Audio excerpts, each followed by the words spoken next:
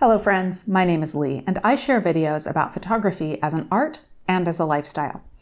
Today's video is about a lens, and your mission, should you choose to accept it, is to work with me to try to find the catch, the problem, the reason not to get it. This is an inexpensive lens by any standard, so this should be easy, right? Right? I don't like starting any gear discussion with specifications and price.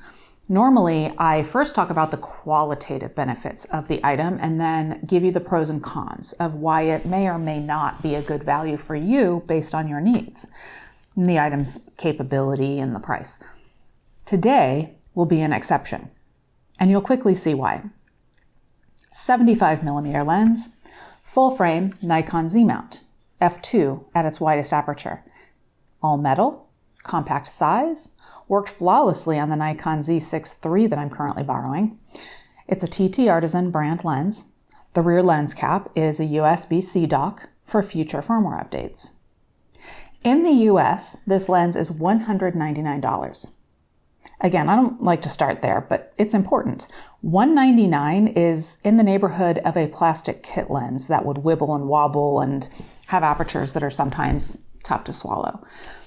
On the other side of the coin is the Nikon 85mm f1.8Z lens, a great lens, a slightly wider aperture at f1.8, but over 3 times the price of this lens at about $700 US.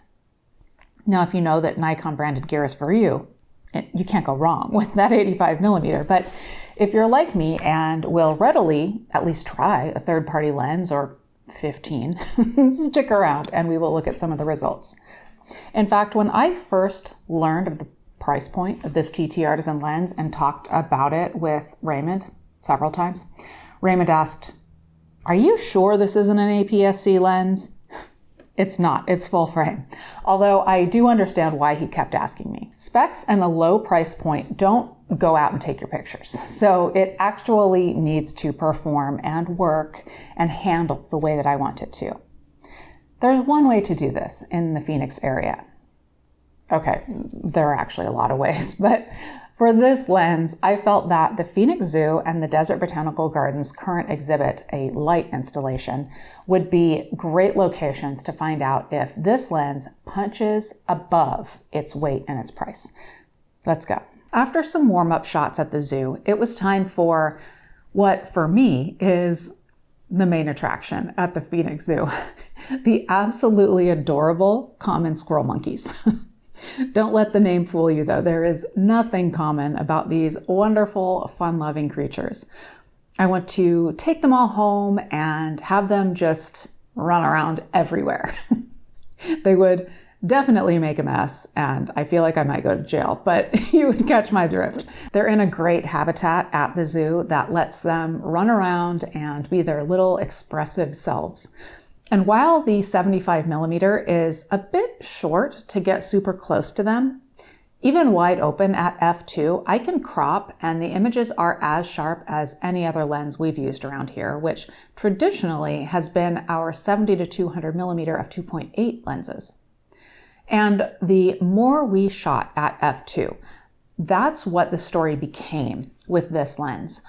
It's a focal length and an aperture typically associated with portraits, but as sharp as it is at f2 and across the aperture range, cropping, particularly for wildlife like this, is on the menu. One thing about any camera and lens that we use, the ones that we like the most, get pulled into behind the scenes and B-roll duty.